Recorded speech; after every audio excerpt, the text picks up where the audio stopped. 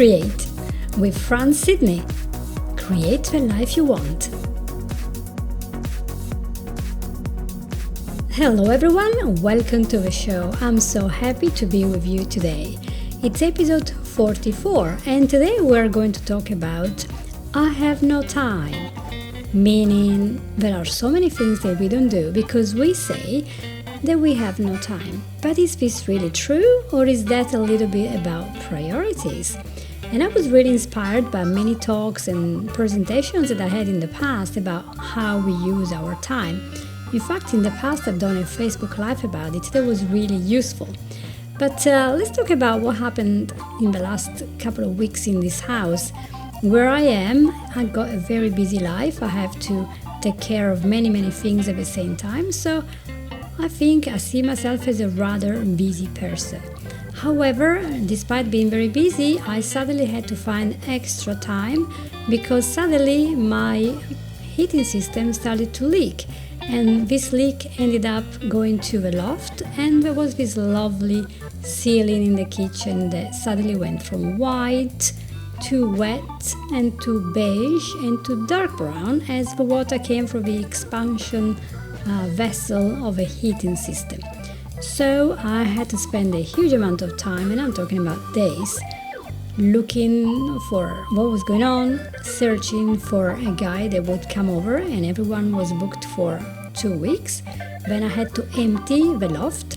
Then I had to empty the heating cupboard, which of course had tons and tons of towels. Then I had to put them very nicely in a nearby room so I wouldn't have a mess for a long while. And to cut it short, this took me a lot of hours that actually I didn't have. And then when the engineer came 3 days later, he found out that the expansion vessel is quite okay. I can't work out what it is. Well, let's have a solar hot water being seen. And so I cannot explain just how many days it took me to find a person to deal with my solar hot water. It was a nightmare. Finally, somebody arrived, and meanwhile the leak in the kitchen kept going. So more and more time disappeared from my sessions and seeing the client, doing my marketing, taking care of my daughter and all sorts. And yet this guy came over, so I had to empty the other side of the loft. I had to wait for him, and basically in the last 3 weeks he came 3 times. And every time there was another problem, and after spending hundreds of pounds, we're still there with problems. And the time that I waited for this is like amazing. But the thing is, if you had told me the week before that I was going to spend so many hours doing extra things, I would have said, no, I really have no time. I am too busy. And then what happened?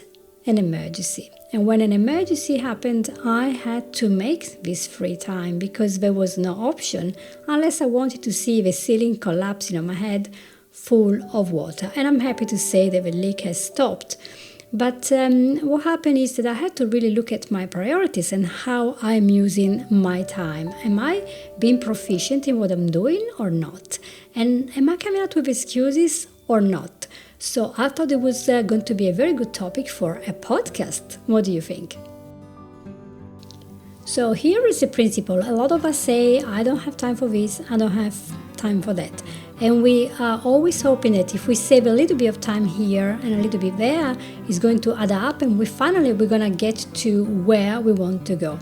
But actually, the idea should be the other way around. We should build the lives that we want, and then the time will save itself. But we don't do that. We build the life with scattering ourselves everywhere, and then we realize that we have no time for the things that really matter to us. Or do we? And what really matters to us? So my suggestion was looking at how I was living. Well, I got this emergency and I had to cancel everything, and I'm still, I survived. So when I wanted, I was able to find the time. So it was a matter of priority. In that moment, I had to absolutely stop because it was a priority for me that I wouldn't get any more leak in my ceiling or even a broken heating system. So I was thinking that really, if I really want to do what we call time management, I should really be treating my priorities in the same way I have dealt with my broken heating system and solar system. So, I was just really thinking this week, everything I do, every minute that I spend in my life is my choice, how I do that. And so instead of saying I don't have time to do whatever, I could really say to myself, I don't do this because it's not a priority. And I was talking to somebody last week and they were telling me exactly this. I don't do it because I know it's there, I had to do it, but it's not a priority. So when people say I don't have time, we really mean I don't have a priority for this whatever thing, person or task or duty or chore. In fact, I remember last year reading a meme on Facebook that said, there is no busiest person than the one who is not interested. And although I think it was mentioned in a dating forum to explain that if a person is too busy to do things with you, or to come and see you, or to call you, or whatever, to spend the weekend with you, then if they're too busy for you, what is they were doing this is more important than you. So their priorities are somewhere else. And the same applies to ourselves. And we are all busy, and we have to really start thinking how we are doing things, why we are doing them. For example, I can tell you, well, I don't really have time to wash all my windows, right? Because I'm very busy.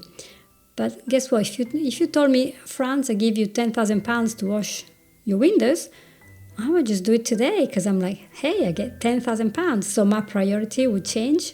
Would you change and do your blinds for £100,000? I bet you would do that. So the concept really is that we do not have the time to do something, but we don't really want to do it. Not now, maybe another time. It's not that important. So time is not something that goes with a watch. Time is really a choice. And of course, this has a lot of indications in our life, how we use our time. And we can fill our lives in many different ways with things that are not very remarkable if we're not very careful. So how can we treat our long-term goals as if they were this solar hot water system that is leaking, that is very important? It's an emergency. Well, first of all, where are we in our path, in our journey towards the perfect relationship, the perfect career, or peace at home, or whatever self-development goals you have? So we have to see where we are, and then we want to see where we want to be. So point A and point B. So all you have to do is pretend that it's already the end of a year.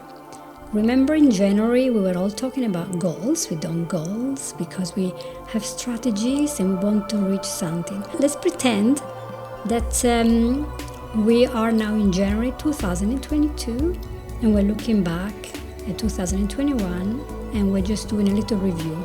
How did I perform? How did I manage in this past year? What are the major things, maybe 3 things that I've done really well that I'm really happy about? How about my personal life?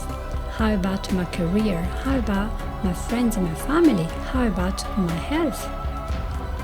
So if your goal was to have a really good board of directors where everyone is very peaceful and working in harmony together, what are the 3 main things you've done to make this happen? If your goal was to lose weight, to lose maybe 5-10 kilograms, and to feel a lot more toned up, or to sleep really well finally, what did you do about it? Did you change your diet? Did you do exercise? Did you go out more often? Did you stop watching television every night? What is that you've done? List the 3 things you've done in the end of the year. Imagine that you have reached this goal. Visualize it. Feel amazing. You've done it. Look back. What have you done? So also very importantly, a lot of people make a lot of goals about career, but they don't make goals regarding their relationships. And then they wonder why they're becoming distant from their children, from their husbands or wives, or maybe from their family. It's not just that there is COVID-19, we're not allowed to see one another. To have a relationship, we have to nourish it. We need to make efforts, otherwise it becomes cold. And a lot of people do all their plans without remembering that if they don't do this effort, eventually the relationship fades away. And they say, why is it that my children don't talk to me? Why my auntie never calls me? Why my grandparents don't talk to me much? Well, why don't you? Was that in your goal? Did you plan to spend any time with them? Did you send them a card, give them a phone call? No, and maybe because you were so caught up with so many things to do and you have not planned how you were going to spend enough time to build up this relationship. So it's always so useful just to look back and have a little thing and say, well, if that was the end of a year and I was very successful in improving my relationship, let's say, with my own parents, what is it I have done? What is it I'm supposed to be doing now then? I do know that everyone is very busy. There are people that are single with lots of children. There are people with disabilities. There are people with 2 jobs, 3 jobs, and the children. There are people living in poverty. I know that there are problems. There is sickness. There is a lot of stuff going on in the world that is not right. But we all have 24 hours a day. And unless we are absolutely desperate with multiple issues going on at the same time that are really, really desperate, we still have to find that kind of balance so that in the end we achieve what we want to achieve. And sometimes it has to be what I said in January in another episode, it has to be a goal that we can achieve. So don't think for 1 minute that I want to minimize your struggle. We are all struggling to get there. But it's important to know that every week we have 168 hours. So even if you work 50 hours a week, you still have 62 hours left for other things. And that's a lot of hours. And most people, what happens when they get home? Well, they get the phone, they start with social media, they start looking at emails or deleting messages, they turn on the television, they watch the show, time just goes. And then they wonder why nothing has happened. Of course, we all need to unwind and to rest a little bit, but it's very, very easy when we're online or watching a movie after the other one to see that the time has gone completely. And we don't have time for anything else because, oops, it's time to go to sleep. Surprisingly, it is typical that when you want to give a job to somebody in your team, you always give it to the busiest person because these are the people that produce a lot more. They're very efficient, they can do so much. If you give it to the one that is laying around there doing not too much, you're not going to get it done because that person isn't really working. So, what happens? You have to really think about the value of time and how we are using this time. And it doesn't have to be used for amazing things. It's just the small things that have a really, really great power. Those small little moments that you can use to cultivate joy, to cultivate peace. And maybe you can read a nice piece of poetry when you are in the train going to work instead of just being on Facebook. Maybe you can meditate, maybe you can pray, or maybe you can call somebody who is very important for you or that is suffering in this moment. Maybe you can finally send an application for a job that you never had the courage to do and now you're gonna send it over. I don't know what it is that matters to you because everyone has different goals, different priorities. But it's about looking at the whole day that we have and seeing, wow, we have 24 hours. I'm gonna be sleepy for like 6, 7, 8 hours. What else can I do with my time? How can I use it in such a way that in a year, when I do an appraisal of my time, I will be looking back and say, yes, my relationships with my loved ones have improved. My relationship with myself is better. My work environment is better. I am producing more, or I am doing better with my colleagues. Whatever this goal is, my health is improving, or my chronic pain is under control. There has to be something that you want to achieve and that you work on, even if it's very small. So you're looking at your time, looking at all the good stuff that you can do. Because really, the time is there for all of us. And even the busiest people that we know, they have time for what is important to them. So when we first look at what is important to us, what we want to achieve, and then we focus our attention on that, then we can really build the life that we want in the time that we have to achieve this. But what is the trick? How do you do that? Well, I'm sure that you heard this example before, but if you take a jar, and in this jar you put a lot of sand, and you try to put a lot of stones, guess what? The stones are not going to fit in because the sand is occupying all the space. Let's pretend that the big stones are your big goals, your career, your relationships, your health, your spirituality, whatever matters to you, the big things in your life that make you happy. And let's pretend that the rice grains or the sand that you can put is the small little things that happen all the time, those 10 minutes on the television, 10 minutes on Facebook, 10 minutes doing this and that, or just eating or doing nothing. It's good to do nothing sometimes, but just put all these grains of small little waste of time that we sometimes have, that we're like, what have I done today? I'm not really sure, right? So now pick up this jar, empty the jar, pick up your big goals, all right? So whatever they are, these are the big stones. Put the stones inside first, and then slowly put all the rice grains or the sand, and you will see that the same amount of sand can still fit in, and the stones are there, and you're able to fit everything in perfectly, because what was the most important thing, it's already there in place. You can see it, and you know it's important, so you're gonna make a preference in your day, say, no, I absolutely must do my prayers, or my exercise, or I must spend this time studying this foreign language, or to pass this test, or whatever it is. I'm not going to tell you what your goals are going to be. I'm just giving examples. So make sure every day, if you want to have a sense of achievement, that you look at how you're spending your time. And just do it without being critical of yourself, without putting yourself down, trying to be positive. Pretend it's your boss giving you an appraisal, and your boss is a very non-biased person that is going to help you.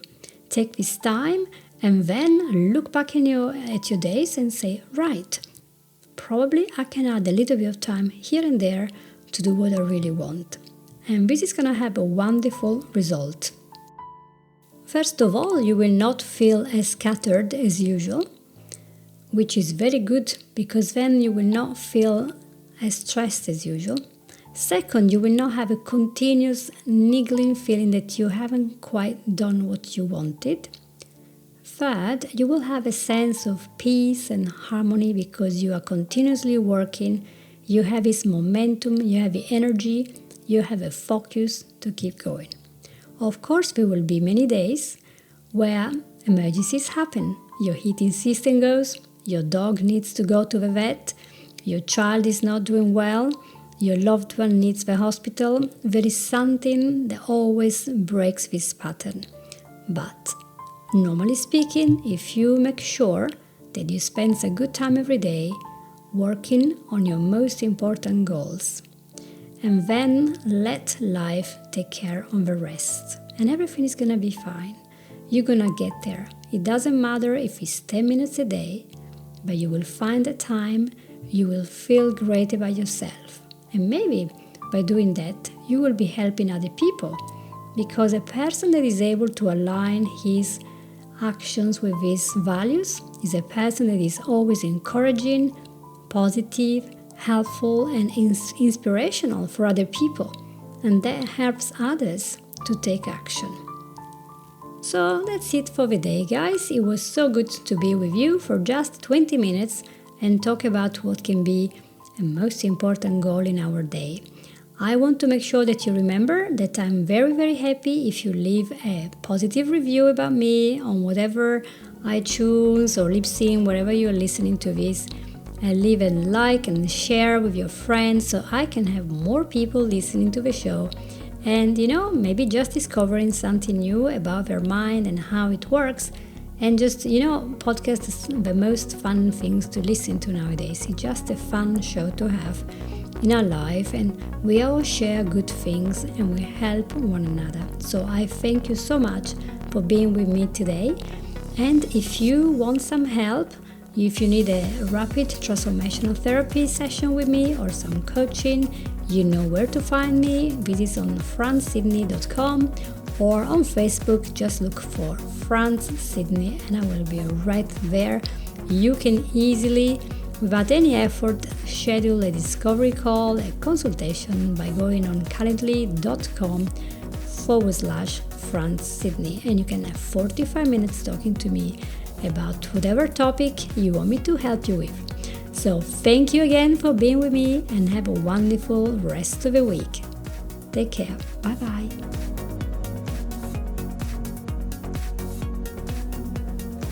You've listened to Create with France Sydney.